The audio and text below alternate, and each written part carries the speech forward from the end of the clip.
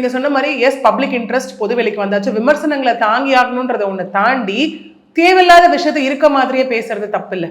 இப்போ இங்கே இது இருக்குன்னு வச்சுக்கோங்களேன். இப்போ சங்கீதா அவர்களே வந்துட்டு ஸ்டில் வந்து என்ன நடந்ததுனே தெரியாம அவங்க கருத்துக்களை உள்ள போடுறதுக்கு பதிலாக ஒரு நிமிஷம் நடந்த விஷயத்தை வச்சு அவங்க என்ன மாதிரி கஷ்டப்பட்டிருப்பாங்கன்னு யாரும் யோசிக்க ரெடியா இல்ல. Okay, at the same time இவங்க இவ்வளவு அலிகேஷன் வச்சிருக்காங்க, தேவைப்பட்டால் பெயரையும் வெளியிடுவேன், அழுத்தம் வந்தால் நான் ப்ரூஃபும் கொடுக்குறேன் அப்படின்னு சொல்றாங்க. அப்ப இவ்வளவு ஸ்ட்ராங்கா அவங்க சொல்றாங்கன்னா ஃபர்தரா இவங்க என்ன ப்ரூவ் பண்ண போறாங்கன்ற ஒரு விஷயம் இருக்கு இல்லையா? இதெல்லாம் யாருமே நம்ம யோசிச்சு பார்க்க ரெடியாவே இல்லை இல்லையா?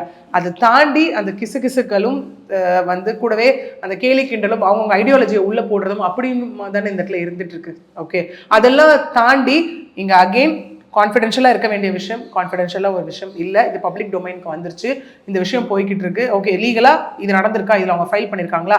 அடுத்தது yes again this is too yearly.